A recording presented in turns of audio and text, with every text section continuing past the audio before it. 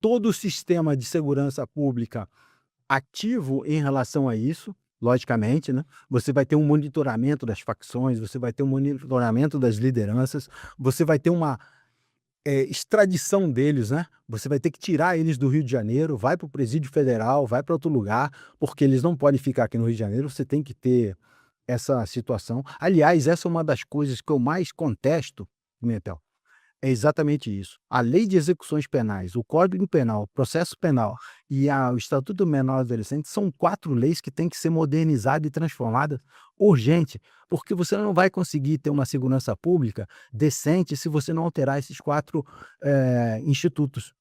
Você não vai ter. E se você olhar na América Latina toda, o que que o México faz quando ele pega um traficante lá, ele fala: "Olha, o teu maior castigo vai ser extraditado". Na Colômbia, teu maior castigo vai ser Tradição. extraditado.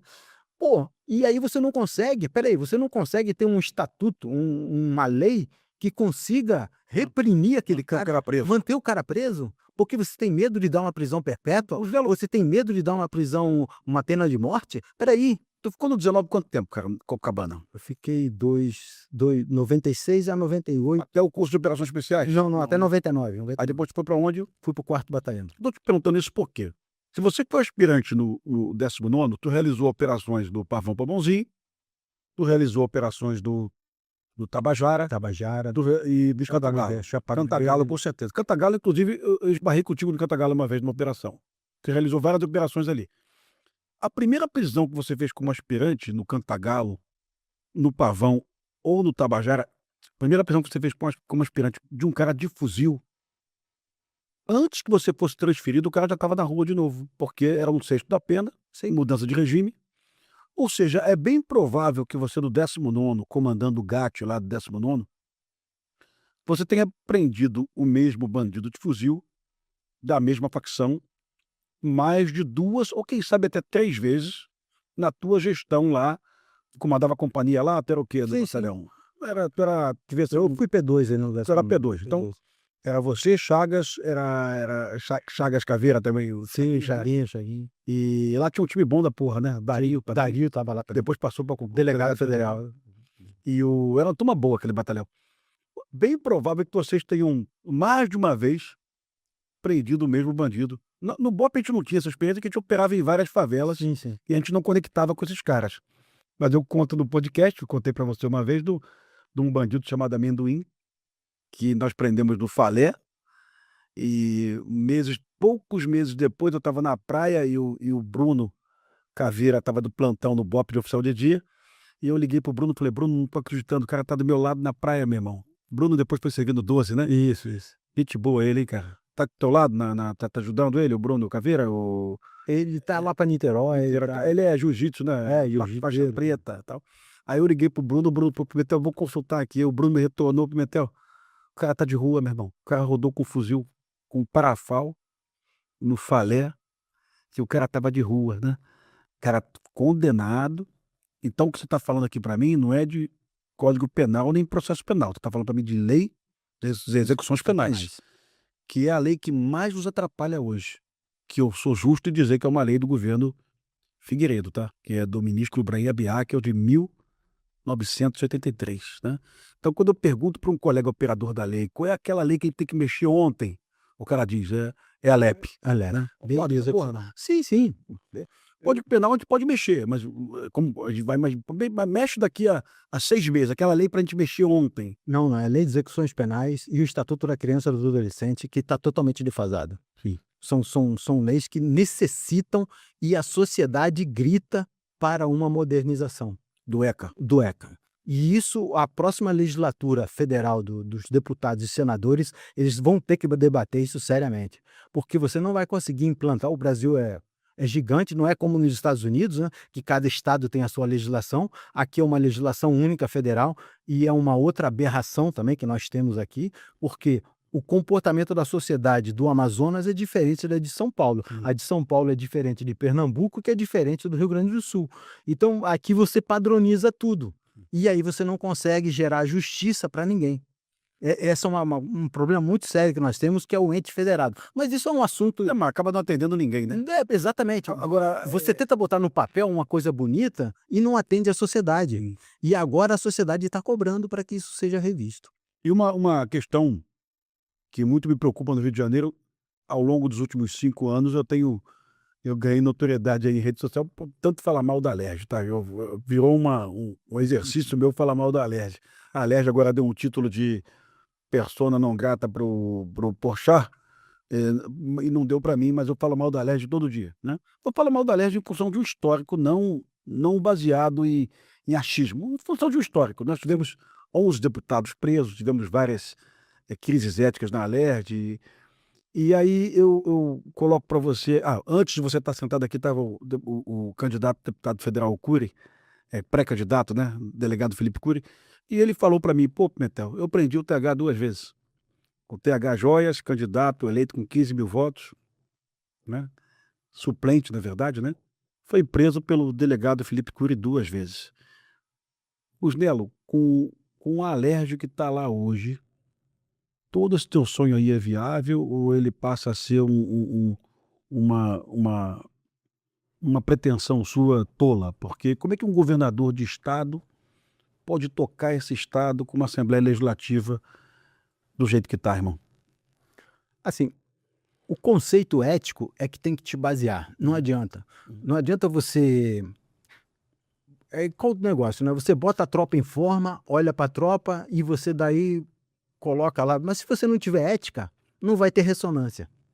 É a mesma coisa com a relação poder executivo e poder legislativo. Se o titular do executivo não tiver ética, o desembargador agora está no exercício do governo, Ricardo Couto. ele tu vê que é um comportamento ético totalmente diferente dele. Ou seja, ele já está assumindo as funções Ele não tem rabo preso com o partido com político. ninguém, é um conceito ético dele. Ó, a minha ética é essa aqui, o meu trato é esse aqui. Mas você vai ter rabo preso com o partido? Com o teu partido e com partidos da base que vão te colocar lá ou não? Cara, você tem um conceito ético, Uhum.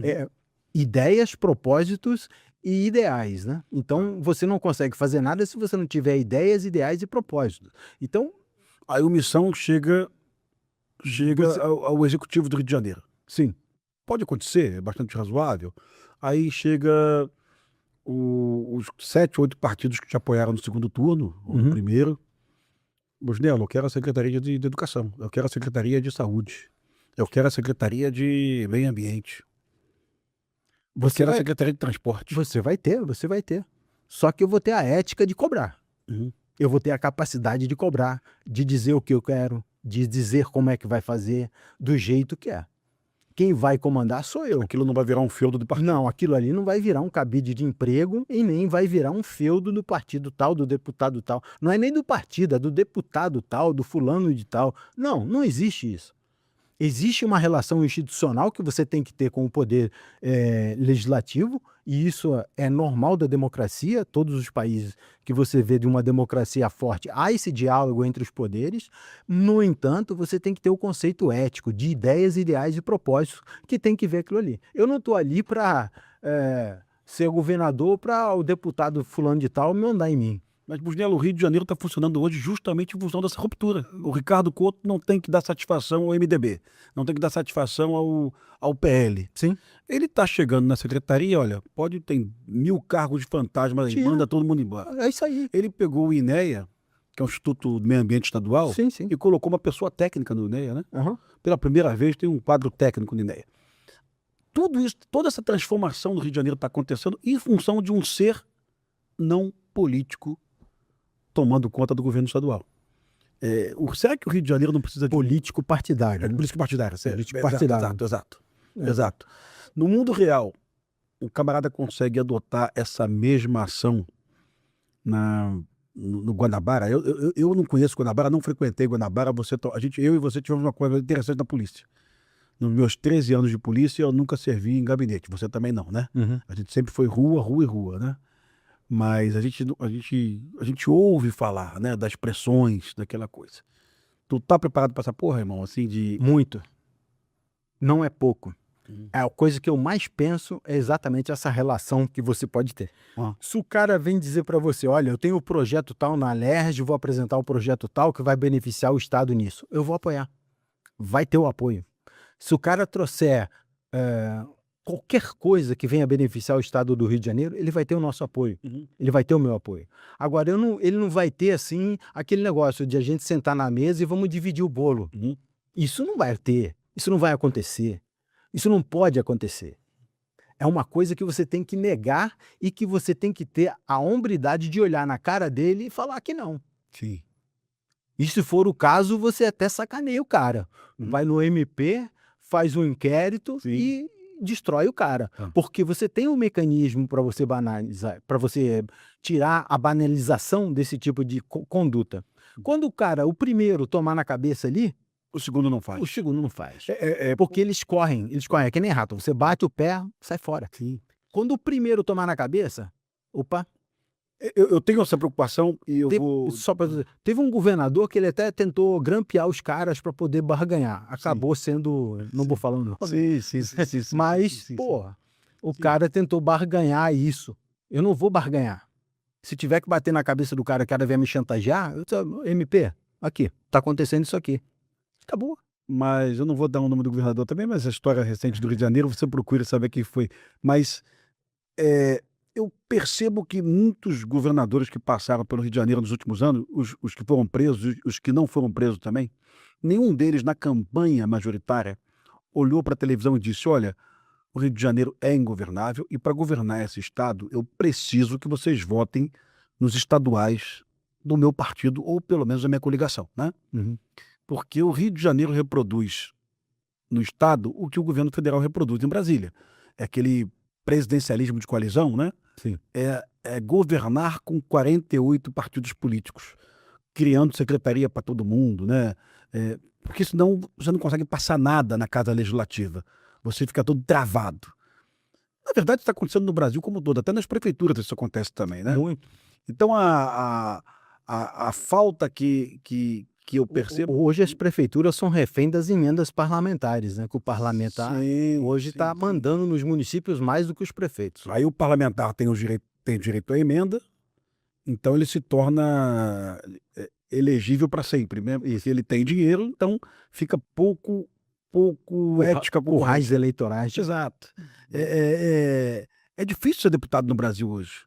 O cara que quiser ser deputado federal hoje, ele tem que concorrer com os deputados que lá estão, que têm direito a propor emendas. Sim. Então isso é uma vantagem gigante, gigante. Então hoje a taxa de renovação na Alerj é baixíssima, a taxa de renovação na Assembleia Legislativa do Rio Grande do Sul é baixa, no Congresso Nacional é muito baixa, porque um jovem como aquele ali concorrer para deputado federal hoje, sabendo que o cara que está concorrendo com ele pode emendar no orçamento 15 milhões, 12 milhões, 20 milhões, né?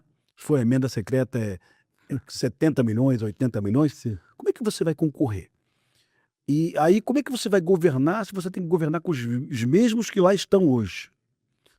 Eu sugiro a você, sugeri isso ao André Marinho também, que olhe para o teu eleitor e diga, ó, votem nos candidatos do partido, né? Porque pelo menos os caras estão vindo do partido, né? Estão a princípio com as mesmas ideias. Comungando as ideias, ideais e A propósitos. princípio, né? Sim. A princípio. Porque senão você vai chegar lá no Guanabara, tu vai olhar para a Alerj, você vai descobrir que é a mesma Alerj de hoje. Com pouca renovação ou quase nenhuma. E o cara vai chegar na tua sala, e aí, o Busnello, eu sei que você é um cara correto, tá tudo certo, mas me dá aqui a Secretaria de Segurança Pública. Deixa eu indicar aqui esses 4 delegados, esses 5 comandantes de batalhão. Impossível fazer isso. Impossível. Pimentel, é impossível vir fazer isso. Primeiro, hoje, quem vai estar sentado lá é um policial, então eu jamais vou aceitar isso. Porque jamais pedi para fazer isso. Jamais fui um político pedir para ir comandar, para ser indicado para um batalhão. Sim. Tá? Então, jamais fui. Eu sei disso. Então, é um comportamento. Eu atesto que você está falando. É um comportamento que eu não vou aceitar.